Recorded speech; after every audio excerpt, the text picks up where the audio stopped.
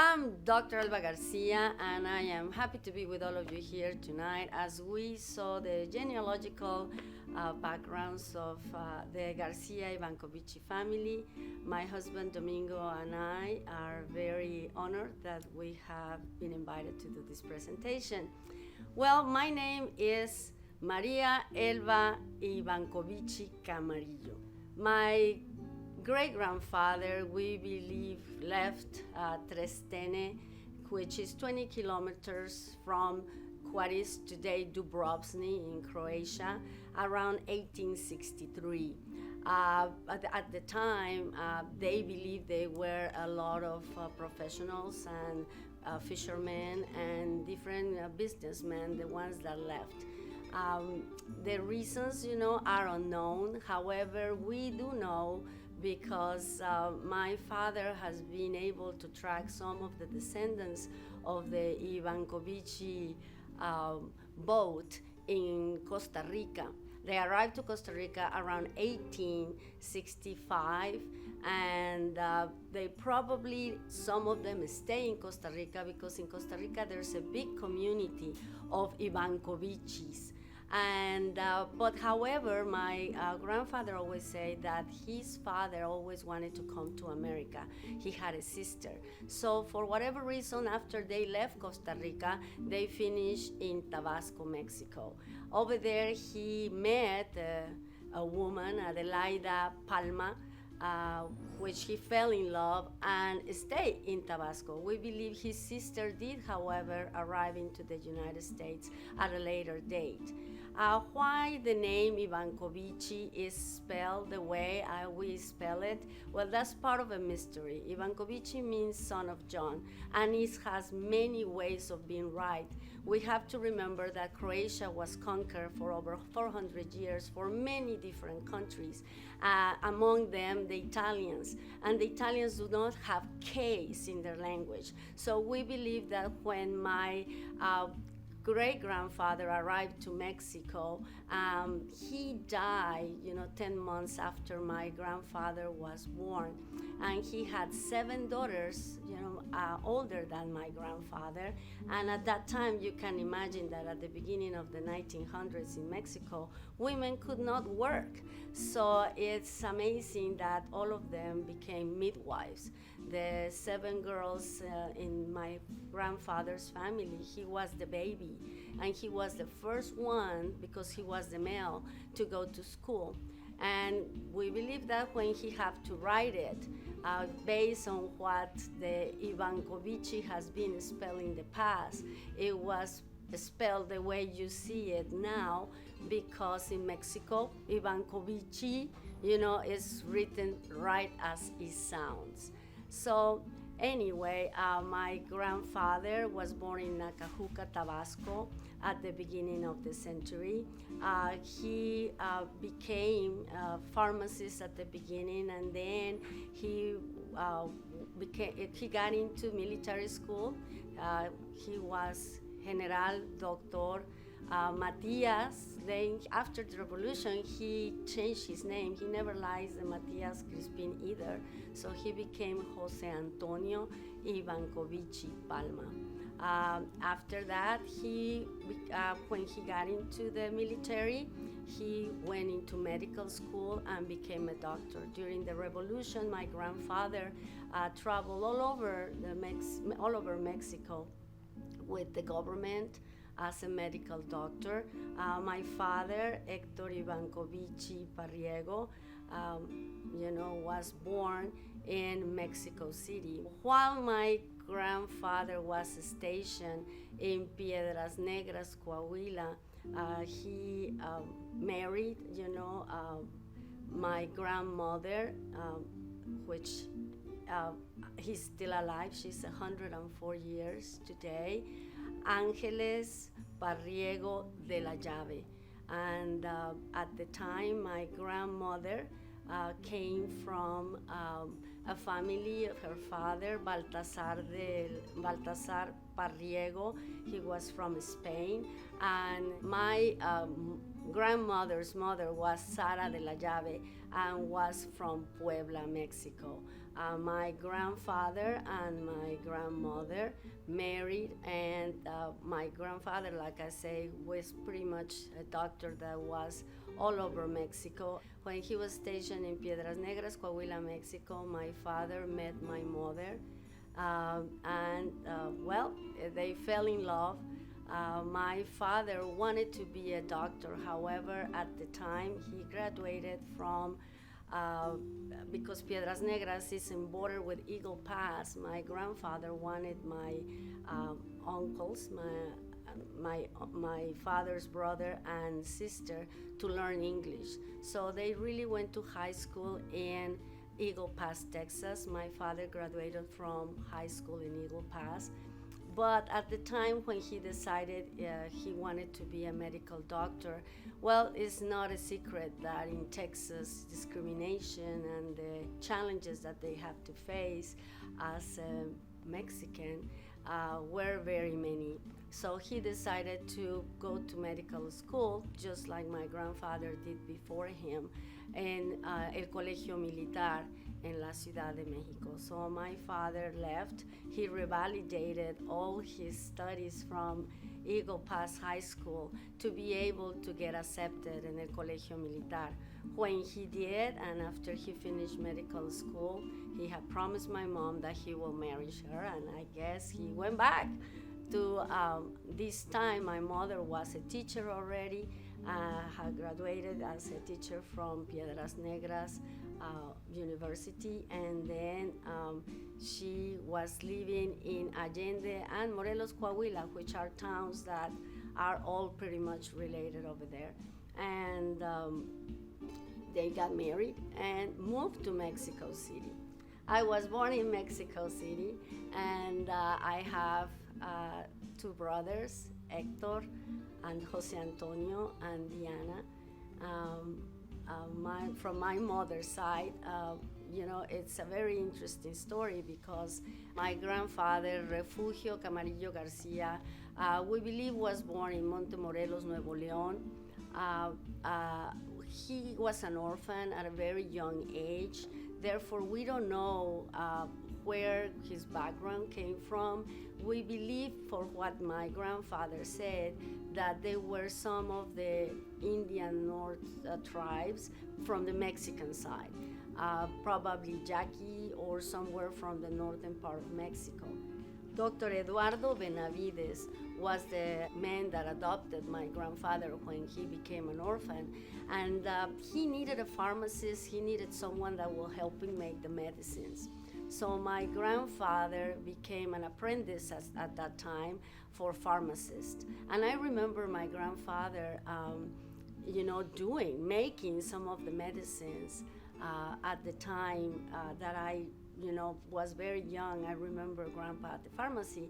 At the time, Dr. Benavides wanted to move. He wanted to start a practice in a place where he could be one of the few doctors, make more money, live a simpler life. So he moved from Nuevo León to a small town which is Morelos, Coahuila, Mexico. He became the first doctor, and my grandfather and him opened the first pharmacy.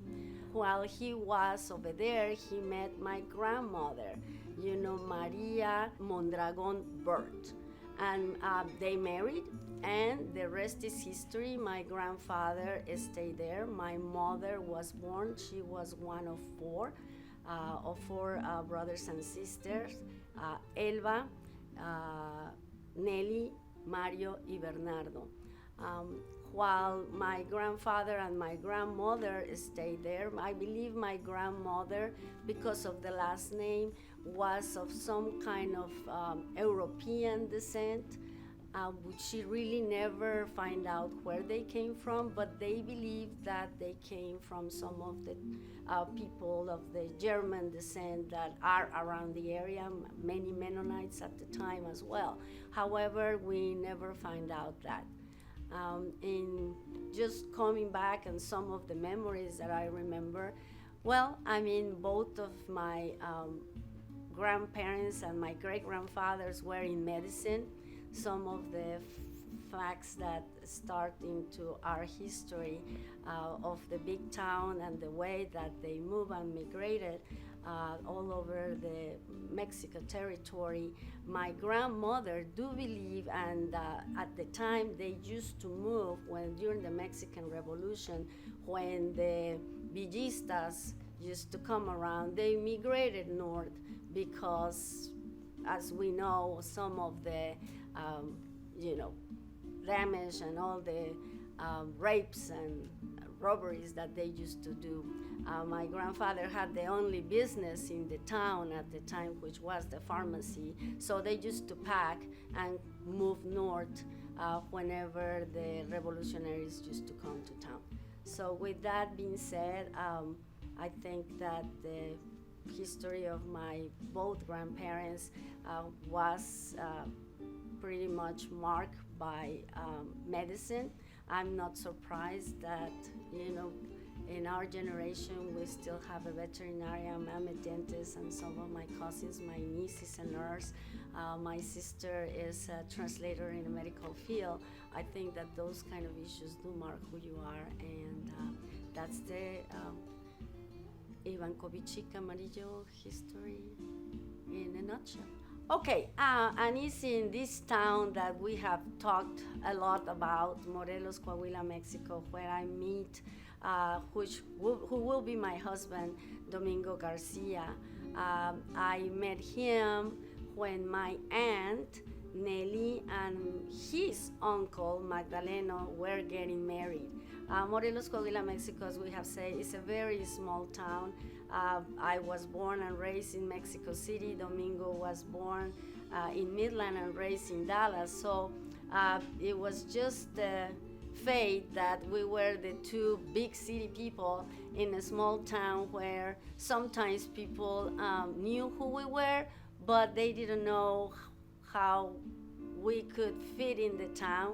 We dressed differently, we spoke differently, we believe in different politics, and obviously we not always fit in the dancing and the culture of the town. So I was a very good friend of his cousin and his sister, and they were dating, and my sister-in-law Mary asked me to take care of his brother because she wanted to date someone that his brother did not approve.